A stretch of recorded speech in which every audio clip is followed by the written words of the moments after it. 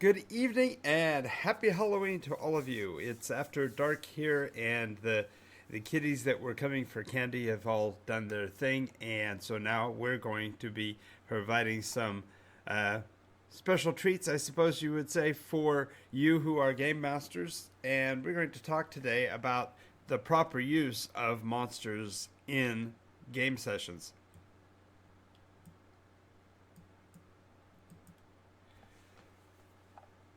So when I use the term monster, uh, there's a million different things you might be thinking about in terms of gameplay.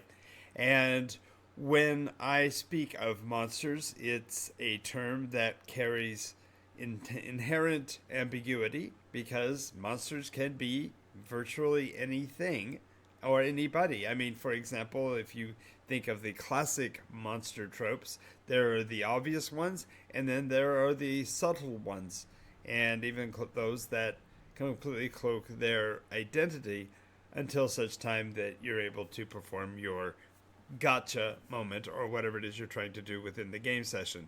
So today we're going to talk about the uh, motivations for using monsters in a subsequent video, which will be also under the same heading of proper use of monsters. We'll actually talk about the way that monsters can be used, and then finally we'll talk about the times when monsters might be overkill. But to get today's episode, we are going to be talking about the very nature of time within a roleplay game and when and why a monster might be used. So let's get started, shall we? Before we do that, if you haven't yet, click on all the buttons down below to like, follow, subscribe. And do remember that if you are on Twitch and you subscribe to our channel, you get the opportunity of having no commercials. And so therefore, when we do have those episodes that go past the half an hour mark and add some extra time, you get the added benefit of avoiding those commercials as well. It sounds counterproductive to warn you about commercials that would generate revenue for me, but both ways that you can help me support me. So one way is to watch the commercials, which helps, and then of course not watching the commercials and subscribing it instead provides not only me but you a benefit as well. So the other thing I would mention, and before we actually start the episode, is to realize that actually watching through the video all the way through to the end really does help. That's why a lot of people will put their premium material on the back burner, so to speak. I try to put all of the information I want you to have as quickly into the video as possible because I want you to get the maximum benefit. Certainly there are things that you'll want to follow through at the end. And one of the reasons why I kind of do these in a stream of consciousness way is simply because I'm not sure where the quote best idea will come from, because it will be your determination of how that idea helped you. I do hope my audio is better this time. I think I figured out the problem, and I will be, of course, ensuring to watch over that because I don't want there to be continuation of that problem going forward. But let's get started, shall we? The first reason and purpose for utilizing monsters is the one that's classically defined in the role-playing game itself. For example, it'll say something along the lines of, defeating monsters is a challenging player experience. The very idea of defeating monsters is actually the basis of the majority of role-playing games because they are built specifically with the combat and conflict in mind. There are games, don't get me wrong, that have to do with the dynamics of everyday life or the essence of the conflicts that we have with everyday interactions. But the real basis for Dungeons and Dragons is actually captured in the trope that a lot of people tie to it. The idea, as in Munchkin, where you kick down a door, beat up the monster, and take its loot. The idea of having a proper monster fight is to fulfill this primary goal of the game. You want to engage with and defeat monsters. That's just the engine for many game mechanisms out there. This idea, though, of having a challenging player experience could be defined in terms of literally any action that they are doing, because role playing, after all, is the experience of portraying a different person in a scene inside of a story for the purpose of challenging player experience. So the nuance that combat is the only way is it's a reality for many any tabletop role-playing games, but it's not the general basis for them all. It's only for those that are dedicated to that.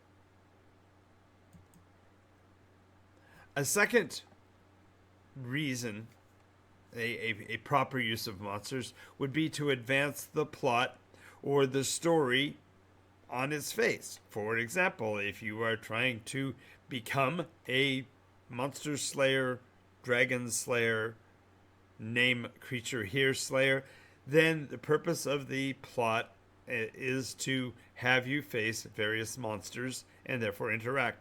And therefore it does advance the plot or story if you do so. So creating a monster encounter definitely can be used to advance the plot of the story. Even in a story that is not based on them, nonetheless, the very conflict itself by nature advances the plot or story, because the player experience is the basis of the plot or story. So that's I'm almost calling it as I see it, so to speak. If I'm playing a game wherein we kill monsters, then we must have monsters to kill. It just lays itself out there plainly. But it also does advance a story in that we look at the progression or the advancement of the player based on the awards of experience in that kind of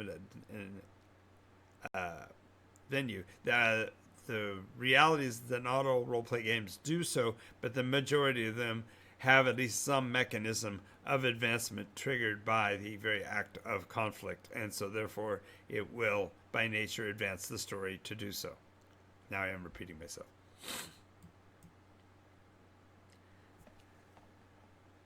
Thirdly, the act of fighting a monster, or the proper placement of a monster, can be to close out a chapter. For example, if you've come to Whitechapel and you are investigating a series of murders, it would make sense for the Jack the Ripper story to be a part of the adventure, and therefore the monster of Jack, in that case, would help to close out a chapter of the players being in that city. The entire basis and predicate for most science fiction and fantasy television programming is literally that. You're dispatching one monster a week, or one monster every period of 2 or 3 sessions, or whatever. The idea is that, but it helps to close out the chapter to have the culmination be in a fight scene with a clearly defined monster. Now, we've gone into description of monsters earlier when I've talked about the episode for creating monsters, which you'd find here. I'm going to put a link right there. I believe is where the point out will be, but there should be one that leads you to the how to create a monster in NycosRPG right up there. So the basis for doing so is having it at the end of a chapter simply is that there's a satisfying conclusion of that sub-story and that scene. Yes, there is the very familiar cliffhanger, but you actually can't cliffhanger every episode, or the person who's doing the reading simply either puts the property down or reads to the culmination and doesn't follow your chapter markers anyway. So it's an essential but not a necessary thing to have the battles at an end of a section, and therefore they help to close out the chapter. Now notice this is a slight nuanced difference from advancing the plot or story, because the process of the advancement is all the time, and so it doesn't have to necessarily end in the conflict's conclusion, whereas closing out a chapter does, by definition, sometimes mean the end of a chapter, particularly if the story has followed a more serialized process.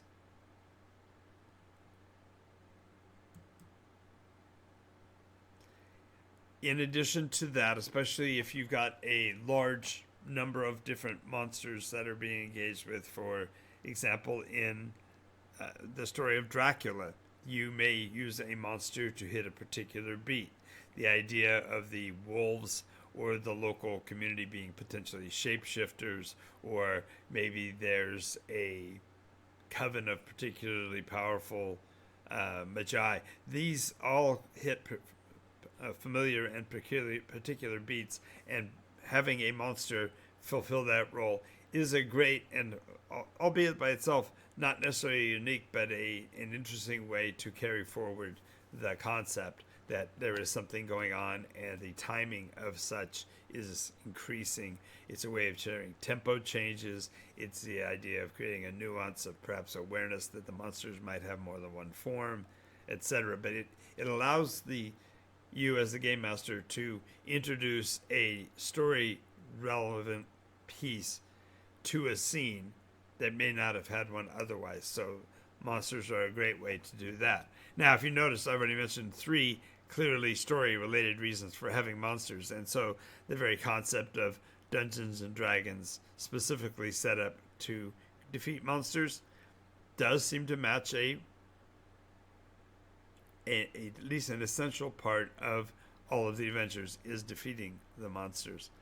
The reason why I list it specifically differently is because when you are talking about hitting a beat, you might have gone through a drought of encounters and all of a sudden you have one, because that monster's engagement was supposed to trigger something and therefore had to occur for the story to continue. On the other hand, monsters are also an opportunistic way to delay the actions of the players if they are over-tempoed, if they are rapidly going through engagements and they're going through the data and they're going to speed up beyond your tempo of the game that you're running. A monster is a perfectly legitimate delaying tactic. Yes, you would have continued on to Moriarty's house and perhaps captured him there, but the street thugs engage you now. So therefore you have to engage and deal with this local monster, this local challenge, and then you can go on to the larger scale of engagements from there. But the element of delay can be opportunistically and properly monstrous in nature.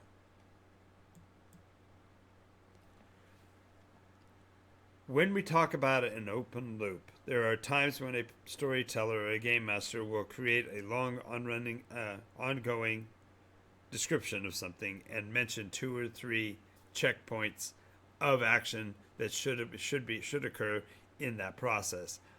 If you have an open loop, one of these internal, mechanically generated prophetic moments, monsters are a great way to pay off the open loop. So in other words, oh, we didn't check Grandma's room. We should check out what's going on in the room where Grandmother disappeared. And therefore now you can pay that off by having either the monster that took out Grandma, or perhaps Grandma is the monster, but you're able to pay off that open loop with a scratch to their amygdala and get them going on the story beyond that point by paying off the open loop. Of course, if every loop is closed by a monster, that becomes redundant and whatever. So don't fall into the trap of overusing him, which is why this is called the proper use of monsters. Occasionally, it's good to pay off an open loop, but it's not necessarily the only methodology for doing so. The next is one of my favorites, and my players will tell you this is probably my biggest weakness is I love to flesh out a red herring. If you have given the party plenty to work on, and in the process they've picked up an objective or 2 that are not ultimately necessary, one of the quickest ways you can make that become apparent is to have their interaction end in the facing that they have pursued a red herring, a non-intended story element that the players have puffed up and made him so important that they have engaged with it. This is the idea of pulling a rabbit out of a hat and instead it being Donnie Darko. The idea of a challenging story part ending up not being essential to the story can be fleshed out by simply throwing a monster at the end of that red herring thread so that they go, oh, okay, this wasn't where we're supposed to go. We have to deal with the monster because it's here now, but it was not where we were going. It isn't the right kind of a monster to fit the story and so on. But it's a great way to kill two birds with one herring, so to speak, and chop down the greatest tree in the forest with it as well. By the way, a BP to anybody who recognizes that reference and sends me a comment with which motion picture that is from, and in particular which character is being interacted with in the scene for two. So that'll be with two BPs if you can find that out. Who was in the scene and which movie was the scene in that refers to chopping down the greatest tree in the forest with a herring. All right, so now we move on to. Now this one's a little more enjoyable because it doesn't have to be a lethal encounter. It can still be a fight scene for the purpose of displaying or showcasing the persona's skills. For example, if you have a fighter who has recently unearthed a love of swords and has found a particularly useful weapon and wants to show it off in combat, great. Utilize a given monster. It's a great way for the players to show their prowess in game and not accidentally dispatch the local barber or whatever. So let there be monsters to allow the players to showcase their abilities and skills, because that way it happens in story, and yet it also check marks a desire of the players to actually utilize that which they have gathered in the game. If you're dealing, of course, in a campaign where you are not using skills based, you could do this at the change of a level or the acceptance of a new feat or whatever. Finally, a new monster is a way to open new exploration. For example, in the case of my group that has gone south of the continental border, for example, throwing the idea of a living surface-dwelling being that looks like an island caused an entire new process for their adventuring. They had to figure out how to navigate and at the same time perform evasive maneuvers with their sailing ship. And so it offers new exploration inside the game for players to find out new reasons and new actions for their adventuring players to get involved with. So I've wrapped this up. I've gone through my general list of proper uses of monsters. As you notice, these are all motivational and are explaining when and why to use them. In a subsequent episode of Game Master's Toolbox, we will go over the practical application of the proper use of monsters, and we will break it down moment by moment in a scene on how best to use those monsters for full effect. I want to thank you for being here, and make sure that you like and subscribe if you haven't, and I will see you all in the next episode. There'll be a link at the end here that will take you to my Game Master Academy, where I've got tons of other toolbox tools for you to use to improve your game sessions week over week. I'm Jonathan Alvin. This has been NycosRPG. Have a great day.